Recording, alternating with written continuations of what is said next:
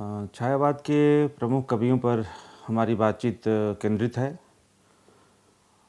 छायावाद के जो 4 बड़े नाम हैं, उनमें जयशंकर प्रसाद, सूर्यकांत त्रिपाठी निराला, सुमित्रानंद पंत और महादेवी वर्मा से आप परिचित हैं। हमारी बातचीत जयशंकर प्रसाद से शुरू होगी और जैसा कि आप जानते हैं कि प्रसाद जी का जन्म बनारस में 30 जनवरी 1889 को हुआ था। दुर्भाग्यवश इन्हें बहुत कम उम्र मिली। 1937 में इनका निधन हुआ।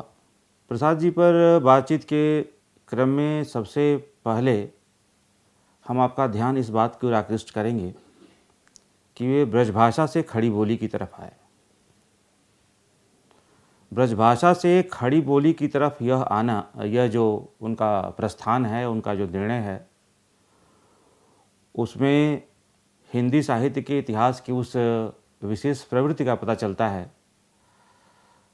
जिसमें शुरू में आधुनिक काल में यह इस बात को लेकर संशय था कि गद्य तो खड़ी बोली में हो सकता है, लेकिन कविता के लिए ब्रजभाषा ही ठीक है। प्रसाद जी भी शुरू में यही मानते थे और इसीलिए प्रेम पथिक उन्होंने ब्रजभाषा में लिखा। बाद में वे रूपांतरण उन्होंने उसका खड़ी बोली में किया। प्रसाद जी ने कविता में आने का जो निर्णय लिया, उस निर्णय के पीछे भी बहुत सारी बातें प्रचलित हैं, लेकिन उनके कवि जीवन का जो सबसे बड़ा परिचय मिलता है, और कवि जीवन से ज़्यादा मैं कहूँ कि उनके जीवन के बारे में, वह हंस के आत्मकथांक में मिलता है। प्रसाद जी और प्रेमचंद गहरे मित्र थे। जब प्रेमचंद ने हंस के आत्मकथांक का निर्णय लिया तो सबसे पहले उन्होंने प्रसाद जी से उनकी आत्मकथा मांगी। प्रसाद जी ने बहुत संकोच के साथ जो कविता दी प्रेमचंद को, वह मशहूर कविता है, उज्ज्वल गाथा कैसे गाऊं मधुर चांदनी रातों की, अरे खिलखिलाकर हंसते होने वाले उन बातों की, मिला कहाँ वह सुख जिसका मैं स्वप्न देखकर जाग गया, आलिंगन में आते आते मुस्कुरा कर जो रह गया। और फिर बाद में लिखा कि मतलब अपनी कथा क्यों नहीं मौन रहूं, छोटे से जीवन की कैसे मैं बड़ी कथाएं आज कहूं, क्या यह अच्छा नहीं कि दूसरों की सुनता मैं मौन रहूं। मौन, घनानंद के बारे में कहा जाता है कि मौन मझ पुकार। छायावाद और घनानंद के बीच शुक्ल जी ने एक संबंध स्थापित किया लाक्षणिकता का। उस लाक्षणिकता का एक धरातल यह भी है। प्रसाद जी के साथ यह एक खास बात जुड़ी हुई है कि वे जितने कविता में हैं उतनी ही गद्य में हैं। क्या कहानी, क्या उपन्यास, क्या नाटक, हर जगह निष्णात। और उनकी कविताओं और उनके गद्य को देखकर ही रघुवंश जैसे आलोचक ने कहा कि छायावादी गद्य और पद्य का जो अंतर्विरोध है, वह दरअसल अंतर्विरोध नहीं है, वह एक दूसरे का पूरक है। प्रसाद जी की जो रचनाएं हैं कविता में, आप देखें मुख्य रूप से झरना, आंसू, लहर, कामायनी और उसके पहले प्रेम पथिक, कानून कुसुम वगैरह वगैरह।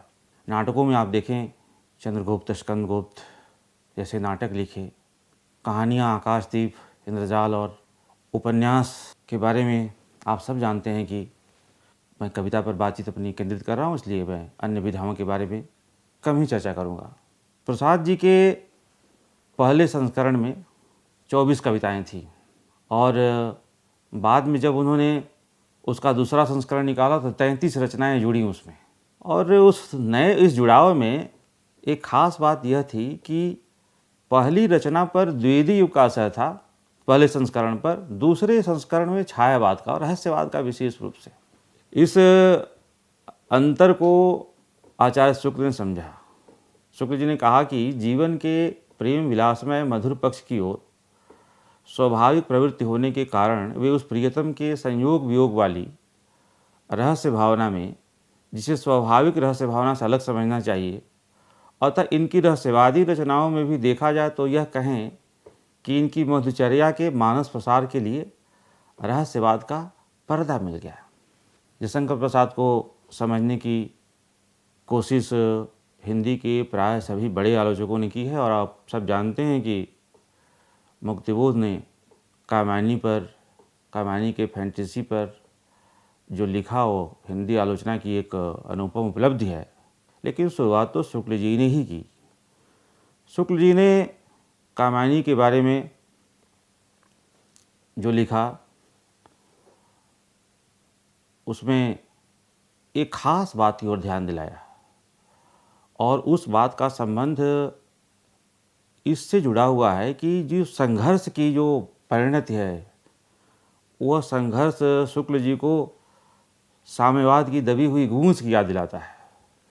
मेरे ख्याल से कामायनी की गूंज को इस तरह से सुनने वाले आचार्य शुक्ल पहले आलोचक थे। कामायनी में एक और ख़ास बात, छायावाद पर यह आरोप लगा कि छायावाद पढ़े लिखे लोगों का काव्य है, मतलब पढ़े लिखे लोग पढ़े लिखे लोगों के लिए लिखते। कामायनी तक आते आते जयशंकर प्रसाद ने छायावाद की इस कमी को महसूस किया था, इसीलिए कामायनी आला छंद में हिमगिरी के उत्तुंग शिखर पर बैठ शिला की शीतल छां, एक पुरुष भींगे नैनों से देख रहा था प्रलय प्रवाह। नीचे जल था, ऊपर हिम था, एक तरल था एक सघन, एक तत्व की प्रधानता, कहो उसे जड़ या चेतन। दूर दूर तक विस्तृत था हिम, स्तब्ध उसी के हृदय समान, नीरवता सी शिलाचरण से टकराता फिरता। कामायनी को लिखने का निर्णय जयशंकर प्रसाद के बारे में बहुत बड़ी सूचना देता है। प्रसाद जी ने जिस तरह से कविताएं की और जिस तरह से नाटक लिखे उसमें नवजागरण की चेतना, पुनर्जागरण की चेतना दिखाई पड़ती है। दूर तक यात्राएं की उन्होंने। सभ्यता, कविता में वे सभ्यता के उस बिंदु तक गए जहाँ से शुरुआत होती है। नाटकों में आप देखिए हिंदुस्तान के गौरवशाली अध्याय की तरफ गए। कहने का मतलब यह कि हिंदी कविता में भक्ति काल के बाद एक बहुत जो रिक्तता आई थी परिधि को लेकर, हमारी परिधि सीमित हुई थी रीतिकाल में। जयशंकर प्रसाद जैसे कवियों ने उस परिधि को, उस दायरे को बहुत विस्तार दिया। मेरे ख्याल से यह जयशंकर प्रसाद की बहुत बड़ी उपलब्धि है। कामायनी के बारे में हिंदी के जिन कुछ महत्वपूर्ण आलोचकों ने टिप्पणी की है, आप सबको जानना चाहिए। शुक्ल जी ने लिखा कि कामायनी में मनु मन के, श्रद्धा हृदय की, ईड़ा बुद्धि की और कुमार मानव के प्रतीक हैं। और यह काव्य एक बड़ी विशद कल्पनाओं और मार्मिक उक्तियों से पूर्ण है। आप ध्यान दीजिए, विशद कल्पना और मार्मिक उक्तियाँ। मुक्तिबोध ने कहा कि ये कामायनी एक फैंटेसी है और उस फैंटेसी को उन्होंने सभ्यता विमर्श से जोड़ा। नामवर जी ने कामायनी को आधुनिक सभ्यता का प्रतिनिधि काव्य कहा है। शुक्ल जी ने लिखा कि कामायनी में प्रसाद ने अपनी प्रिय आनंद की प्रतिष्ठाता दार्शनिकता के ऊपरी आभास के साथ कल्पना की मध्यमती भूमिका बनाकर दी है। रामस्वरूप जी ने लिखा कि कामायनी संश्लिष्ट काव्य विधान है और उसे महाकाव्य के रूप में परीक्षित करना आवश्यक नहीं। छायावाद के पक्ष में खड़ा होने वाले सबसे बड़े आलोचक जो छायावाद को लेकर शुक्ल जी से पहली बार टकराए वो नंद दुलारी वाजपेयी हैं। जैसे भक्ति काव्य को लेकर हजारी प्रसाद द्विवेदी टकराते हैं शुक्ल जी से, वैसे छायावाद को लेकर नंद दुलारी वाजपेयी। नंद दुलारी वाजपेयी ने कामायनी को नए युग का काव्य माना है। छायावाद के जो दूसरे कवि जिन पर हम बात करेंगे वो सुमित्रानंदन पंत हैं। पंत जी के बारे में आप सब जानते हैं कि उन्होंने कवि बनने का निर्णय बनारस में तब लिया जब वे अपनी किशोरावस्था में थे और संभवतः इंटरमीडिएट के विद्यार्थी थे या उससे भी कम उम्र के। बनारस में रविन्द्रनाथ ठाकुर को देखा और रविन्द्रनाथ ठाकुर को देखने के बाद उन्होंने मन में उनके जो भ्रम था कि कवि को लेकर, कवि दुर्बल और सामाजिक रूप से हास्यास्पद माना जाता था, जब रविन्द्रनाथ ठाकुर को देखा तो ये सोचा, निर्णय लिया कि मैं भी रविन्द्रनाथ की तरह कवि बनूंगा। तो रविन्द्रनाथ की तरह कवि बनने का जो निर्णय था वो पंत जी के, या एक तरह से कहीं समग्र रूप से छायावाद पर को देखने की एक नई दृष्टि देता है। पंत जी पहाड़ों में पैदा हुए और पढ़ाई लिखाई कुछ दिनों बनारस में और फिर इलाहाबाद में हुई। पंत जी के पहाड़ों में पैदा होने की वजह से और उनकी कविताओं में प्रकृति के ऐसे रूपों के जिससे मैदान के लोग अपरिचित थे, प्रकृति के कोमल पक्षों का कवि माना गया और शुक्ल जी को विशेष रूप से इसलिए भी वे ज़्यादा पसंद थे। आप सब जानते हैं कि हिंदी साहित्य का इतिहास में शुक्ल जी ने सबसे ज़्यादा पंत जी के बारे में लिखा। पंत जी की जो प्रारंभिक रचनाएं हैं उसमें उच्छ्वास है, वीणा है, पल्लव, ग्रंथ, गुंजन। पल्लव की भूमिका को छायावाद का घोषणा पत्र कहा जाता है, छायावाद का मैनिफेस्टो, जिसमें उन्होंने लिखा कि हमें काव्य भाषा की नहीं राष्ट्रभाषा की ज़रूरत है। और इस घोषणा पत्र से आप समझ सकते हैं कि जयशंकर प्रसाद ने खड़ी बोली में आने का निर्णय क्यों किया। 1918 से 1936 तक का जो समय है, आप याद करेंगे गांधी जी ने 17-18 में ही कहा कि अब गांधी अंग्रेज़ी भूल गया है, और गांधी जी ने उसी साल दक्षिण भारत हिंदी प्रचार सभा की स्थापना की और दक्षिण तक हिंदी को ले जाने का उनका निर्णय भारतीय स्वाधीनता आंदोलन को दक्षिण ले जाने का था। हिंदी को देश की भाषा, देश की संपर्क भाषा बनाने का जो निर्णय लिया गांधी ने, और उसके पहले बांग्ला नवजागरण से लेकर गुजरात और तमिल नवजागरण के अग्रदूतों ने हिंदी के प्रति जो आस्था जताई थी, तो छायावाद का कवि अगर उस हिंदी के पक्ष में खड़ा होकर उसमें कविता लिखने का निर्णय लेता है तो ये समय के साथ चलने वाली मांग थी। और पंत जी इस हिसाब से छायावाद के सबसे अग्रणी कवि हैं। छोड़ ध्रुवों की मृद छाया, तोड़ प्रकृति से भी माया, बाले तेरे बाल जाल में कैसे उलझा दो लोचन, भूल अभी से इस जग को। प्रकृति से जो उनका लगाव था वह इस कविता में आता है। लेकिन मैं जिस पंत की बात करूँगा वो पंत इसलिए ज़्यादा महत्वपूर्ण है कि इस साल गांधी जी की 150वीं जयंती मनाई जा रही है, और आगे दूसरे संदर्भ में बात कर रहा हूँ और कि छायावाद पर गांधी का कितना प्रभाव है। पंत जी ने गांधी को बिल्कुल नई तरह से देखा है। गांधी पर जो कविता है पंत जी की, वो मेरे ख्याल से गांधी के प्रति सच्ची श्रद्धांजलि है। और गांधी में को जितना राजनीति वालों ने नहीं समझा, उतना हिंदी का छायावाद समझने की कोशिश कर रहा है। तुम मांसहीन, तुम रक्तहीन, हे अस्थि शेष तुम अस्थहीन, तुम शुद्ध बुद्ध आत्मा केवल, हे चिर पुराण हे चिर नवीन, तुम पूर्ण इकाई जीवन की, जिसमें असार भवशून्य लीन, आधार अमर होगी जिस पर भावी की संस्कृत समासीन। और आगे देखिए, इस जगह तो कह दिया कि तुम मांसहीन, तुम रक्तहीन, हे अस्थि शेष तुम अस्थहीन। दूसरे पद में क्या कह रहे हैं? तुम मांस, तुम ही हो रक्त अस्थि, निर्मित जिनसे नवयुग का तन, तुम धन्य तुम्हारा निशौत त्याग, है विश्व भोग का वर साधन, इस भस्म काम तन की रज से, जग पूर्ण काम नव जग जीवन, बीनेगा सत्य हिंसा के, ताने बाने से मानवपन।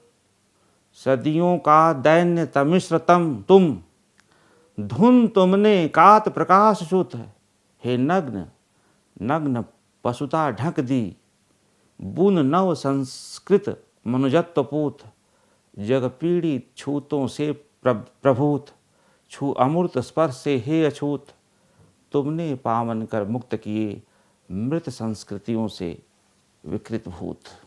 और ये कविता 1936 की है। छायावाद का जो समापन हो रहा है, आप 36 हिंदी का हर विद्यार्थी 1936 से परिचित है। प्रेमचंद का सर्वश्रेष्ठ, जयशंकर प्रसाद का सर्वश्रेष्ठ, निराला का सर्वश्रेष्ठ और पंत का सर्वश्रेष्ठ। मतलब छायावाद युग और प्रेमचंद युग, कविता में छायावाद और गद्य में प्रेमचंद युग, दोनों अपना सर्वश्रेष्ठ 1-2 साल के भीतर देते हैं। इसलिए 36 याद रखने वाला साल है। इसी 36 की कविता है ये। साम्राज्यवाद था कंस बंदिनी मानवता पशु बलाक्रांत, श्रृंखला दासता, दासता की श्रृंखला, हजारों साल की दासता, प्रहरी बहु निर्मम शासन पद, शक्ति भ्रांत, कारागृह में दे दिव्य जन्म, मानव आत्मा को मुक्त कांत, जन शोषण की बढ़ती यमुना, तुमने की नत पद प्रणात शांत, कारा थी संस्कृति विगत भित्ति बहुधर्म जातिगत रूप नाम, बंदी जग जीवन भू विभक्त, विज्ञान मूढ़ जन प्रकृति काम, आए तुम मुक्त पुरुष कहने, मिथ्या जड़ बंधन सत्य राम, नानृतम जयति सत्यम, माँ भय जय ज्ञान ज्योति तुमको प्रणाम।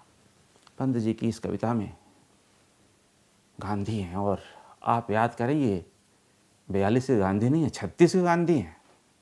उस दौर के गांधी जब गांधी अपने को लेकर भी संशय में थे, उस दौर में छायावाद ने गांधी को जो ताकत दी वह हिंदी साहित्य के विद्यार्थियों को ही नहीं, इतिहास के विद्यार्थियों को भी जानना चाहिए। जैसे मैंने कहा कि पंत के पल्लव की भूमिका को छायावाद का घोषणा पत्र कह सकते हैं, है भी, उसी तरह से पंत जी की छाया कविता जो 1920 की कविता है, वह छायावाद की अंतरात्मा की प्रतिध्वनि है। कौन तुम परहित वशना, म्लान मना भूपतितासी, वात हता विच्छिन्न रतासी, रतिश्रांता व्रज बनितासी। कौन कौन तुम, नियति वंचिता आश्रय रहिता, जर्जरिता पद दलितासी, धूल धूसरित मुक्त कुंतला, किसके चरणों की दासी। कहो कौन हो दमयंती सी, हाय तरु के नीचे सोई, हाय तुम्हें भी त्याग गया क्या, अदि नलसा निष्ठुर कोई। आप याद करें हिंदी नवजागरण की जो शुरुआत हुई इस भारतीय से, उस भारतीय ने लिखा कि नारी नरसम हूँ सत्व निज भारत कहे। भारत सत्व कब कहेगा, जब नारी नर के समान होगी। भारतीय सिर्फ कहते ही नहीं थे, भारतीय ने अपने एक नाटक में उसकी प्रस्तावना में लिखा कि जब मैं ब्रिटेन की स्त्रियों को देखता हूँ तो मुझे भारत की उदास और गरीब स्त्रियाँ दिखाई पड़ती हैं और मेरा हृदय हाहाकार कर उठता है। स्त्रियों के लिए बाला बोधनी जैसी पत्रिका निकाली, सिर्फ कहने में भरोसा नहीं, करने में विश्वास। भारतीय युग में ही सीमंतनी उपदेश आई। सीमंतनी उपदेश के लेखिका ने लिखा कि इस हिंदुस्तान में 10 और 5 पुरुष भी नहीं हैं जो स्त्रियों को मनुष्य समझते हैं। विधवा स्त्री थी। एक तरह से कहें तो वो मुकम्मल तौर पर हिंदी की पहली आत्मकथा है। छायावाद के महत्वपूर्ण कवियों के बारे में हम जो बातचीत कर रहे थे, निराला अगली कड़ी के रूप में हमारे बीच हैं। और निराला के बारे में आप सब जानते हैं कि रामविलास जी ने जब हिंदी नवजागरण की चर्चा की तो उसके चौथे चरण के रूप में निराला युग की बात की। हिंदी नवजागरण का चौथा चरण। निराला जी की जो प्रमुख रचनाएं हैं वो अनामिका, परिमल, गीतिका, तुलसीदास, कुकुरमुत्ता, अड़िमा वगैरह वगैरह। निराला जी ने जो कविताएं लिखी उसमें 2 रचनाएं उनकी लंबी कविताएं, सर्वस्मृति और राम की शक्ति पूजा। रामचंद्र शुक्ल ने निराला को संदेह की निगाह से देखा और उसका कारण यह था कि वे निराला पर रविन्द्रनाथ का प्रभाव देख रहे थे। रविन्द्रनाथ का प्रभाव इस रूप में कि छायावाद जो यूरोप से आया वह बंगाल के रास्ते आया था और रविन्द्रनाथ की रचनाओं का अनुवाद किया प्रारंभिक तौर पर, तो उन्हें लगता था कि उस पश्चिम के प्रभाव से निराला काफ़ी प्रभावित हैं। लेकिन शुक्ल जी ने एक और बात कही और वो अभी काम की है और मुझे ज़्यादा महत्वपूर्ण लगती है। विरुद्धों के सामंजस्य के रूप में उनको देखा। विरुद्धों का सामंजस्य और बहु वस्तु स्पर्शनी प्रतिभा जो निराला के पास है। आप देखें कि निराला बिल्कुल बोल चाल की भाषा में कविता लिखते हैं। जूही की कली जो सरस्वती में प्रकाशित नहीं हो पाई, महावीर द्विवेदी ने उसे छापने से इनकार किया था। और वहाँ से आप देखें राम की शक्ति पूजा, बोलचाल की लय और बिल्कुल तत्सम भोला भाषा, दोनों चीज़ें। दूसरी चीज़ की परंपरा को तोड़ने की बात करते हैं, फिर तुलसीदास उनके प्रिय हैं। निराला के बारे में एक बात ध्यान में रखने की है कि उन्होंने छंद की मुक्ति की बात की और छंद की मुक्ति को स्वाधीनता की चेतना से जोड़ा, मनुष्य की मुक्ति से जोड़ा। परिमल की भूमिका में उन्होंने लिखा कि मनुष्यों की मुक्ति की तरह कविता की मुक्ति होती है। रामविलास जी ने उनके बारे में जब विचार किया, किताब लिखी निराला की साहित्य साधना, तो उन्होंने एक बड़ी महत्वपूर्ण टिप्पणी की। लिखा कि अपने जीवन के विषाद विष अंधेरे को निराला ने जिस तरह से करुणा और प्रकाश में बदला, वह हिंदी साहित्य में अद्वितीय है। प्रकाश, मैं कभी हूँ पाया है प्रकाश, सर्वस्मृति में लिखा प्रकाश। धर्मी भारती ने लिखा कि भगीरथ अपने पूर्वजों के लिए गंगा लेकर आए थे। निराला अपनी उत्तर पीढ़ी के लिए निराला को याद करते हुए भगीरथ की याद आए या ग्रीक मिथ की देवता प्रोमेथियस याद आए तो यह आश्चर्य की बात नहीं है। आग चुरा कर लाने का काम प्रोमेथियस ने किया था देवलोक से। निराला ने प्रकाश, हिंदी कविता में जो प्रकाश जो खो गया था भक्ति काल के बाद, उसको पाया। शुक्ल जी ने लिखा कि श्रमजीवियों के कष्टों की सहानुभूति दी हुए जो लोकहितवाद का आंदोलन चला है, उस पर भी निराला की दृष्टि गई है। पूर्ति पत्थर के बारे में टिप्पणी की। निराला की कविताओं के एक विशेष पक्ष की ओर बात मैं करूं, एक चीज़ तो उनकी आत्मकथात्मक प्रवृत्ति है। मैं शैली अपनाई, देखा दुखी एक निज भाई, दुख की छाया पड़ी हृदय पर, झट उमड़ वेदना आई। इस मैं शैली की जो आहट है, उस आहट के पीछे कबीर का प्रकाश है। तू कहता कागज की लेखी, मैं कहता आँखें देखी। आप देखें तो सर्वस्मृति और राम की शक्ति पूजा में, खासकर सर्वस्मृति विशेष रूप से तुलसीदास की आत्मकथा है। दुख ही जीवन की कथा रहोई, क्या कहूँ आज जो नहीं कही, या धन्य मैं पिता निरर्थक था, लखकर अनर्थ आर्थिक पथ पर, हारता रहा मैं स्वार्थ समर। तीसरी बात निराला के बारे में विशेष ध्यान देने लायक है कि सौंदर्य का एक नया रूप प्रस्तुत करते हैं और सौंदर्य का यह नया रूप उन्हें रीतिकाल के सौंदर्य बोध से बिल्कुल अलग करता है। रीतिकाल के कवियों ने दूसरों के बारे में कविता लिखी, स्त्रियों के बारे में जो उनकी दृष्टि थी उससे आप सब परिचित हैं। निराला ने उनको ललकारा अपनी बेटी के सौंदर्य पर कविता लिखकर। हिम्मत है तो लिखकर दिखाओ। अपनी बेटी के सौंदर्य पर कविता लिखना और वो उसकी शोक संवेदना के रूप में, देखा मैंने वह मूर्ति धी थी, मेरी वसंत की प्रथम गीत थी, श्रृंगार रहा जो निराकार, रस कविता में उच्छ्वसित था, और रतिरूप प्राप्त कर रहा वही, आकाश बदल कर बना मैं। यह सिर्फ निराला कर सकते थे, ये किसी के वश की बात नहीं थी। यह आप राम की शक्ति पूजा में देखें। राम अपने सबसे कठिन क्षण में सीता को याद कर रहे हैं। ऐसे क्षण अंधकार घन में जैसे विद्युत, जागी पृथ्वी तनया कुमारिका छवि अच्युत, देखते हुए निष्फलक याद आया उपवन विदेह का, प्रथम स्नेह का लतांतराल मिलन। या आप देखें, ज्योति प्रपा स्वर्गीय ज्ञात छवि प्रथम स्तुति, जानकी नयन कमनी प्रथम कंपन दुई। निराला ये काम करते हैं। निराला विराट बिंबों की जो परिकल्पना है, जो छायावाद की बहुत विशिष्ट उपलब्धि है। अमा निशा गगन उगलता घन अंधकार, खो रहा दिशा का ज्ञान स्तब्ध है पवनचार। विराट बिंब, बड़ी कविताएं, बड़ी रचनाशीलता, बहुत कुछ नया जोड़ती है। निराला की आखिरी रचनाओं में से एक पंक्ति उठाकर मैं निराला प्रकरण पर अपनी बात पूरी करूंगा। पत्रोत्कंठित जीवन का विष बुझा हुआ है। आप याद करें गालिब को और आप देखें, जहराब उगाता मुझे, हूँ वो सब्जा जो जहराब उगाता है मुझे। जहर से बुझा हुआ जीवन में, जहर से जो जहर की ताप, जहर की जो आँच है, उससे मैं हरा लग रहा हूँ। पत्रोत्कंठित जीवन का विष बुझा हुआ है। अगले कवि के रूप में आप महादेवी वर्मा को देखें। महादेवी जी की का जन्म फर्रुखाबाद में हुआ और इलाहाबाद उनकी कर्मस्थली रही। जैसे भक्ति काल के कवियों में मीराबाई हैं तुलसी, कबीर और जायसी के साथ, उसी तरह से छायावाद के कवियों में प्रसाद, पंत और निराला के साथ महादेवी हैं।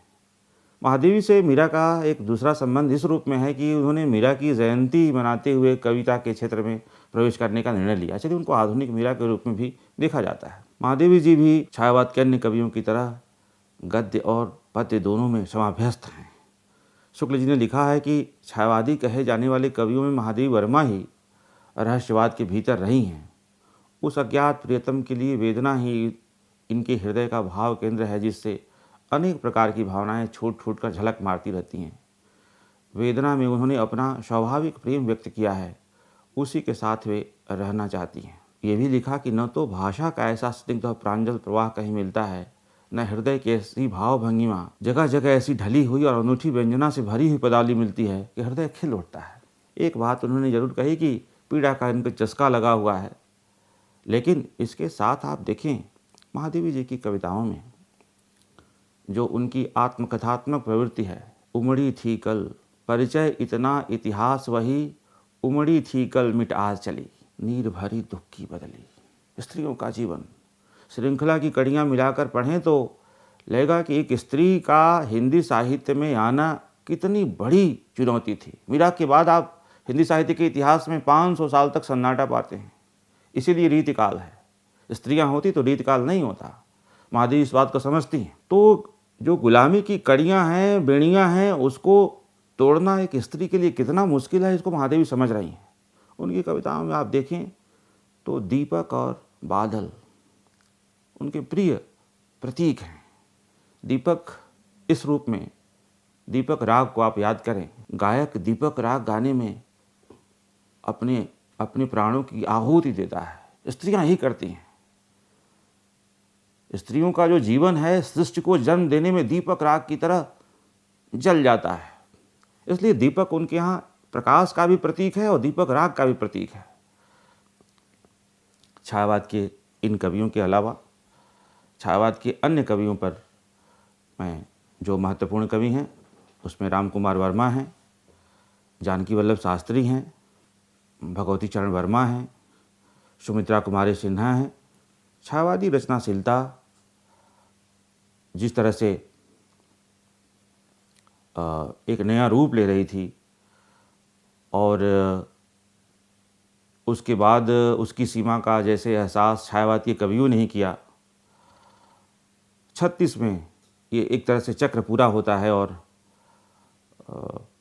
बहुत सारे तरह की, जैसे प्रगतिवाद वहाँ से निकलता है, उत्तर छायावाद निकलता है, उसी से आगे प्रयोगवाद निकलता है और स्वाधीनता की जो एक नई ऊर्जा थी, राष्ट्रीय स्वाधीनता, एक नई सांस्कृतिक चेतना की धारा निकलती है। छायावाद के इन चारों कवियों पर हमारी बातचीत केंद्रित रही। छायावाद में बहुत सारे लोग थे, लेकिन इन प्रवृत्तियों की जो स्वाधीनता की जो चेतना थी, व्यक्तिवाद की जो आहट थी, नवजागरण की चेतना, इस दृष्टि से इन चार कवियों पर हमारी बातचीत रही।